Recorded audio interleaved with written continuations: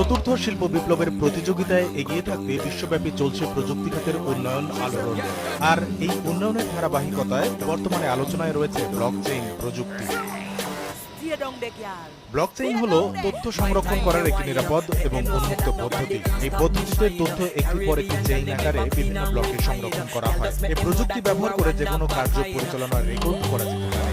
এটা এমন একটি বন্টনযোগ্য ডাটাবেস যাতে অংশগ্রহণকারী পক্ষগুলির মধ্যে সব লেনদেনের তথ্য নথি আকারে রাখা যায়। প্রতিটি লেনদেন আবার সিস্টেমের সংখ্যাগরিষ্ঠতা দ্বারা যাচাই করা হয়। একবার লেজারে কোনো তথ্য প্রবেশ করলে স্থায়ীভাবে তা থেকে যায় এবং কখনো মুছে ফেলা যায় না।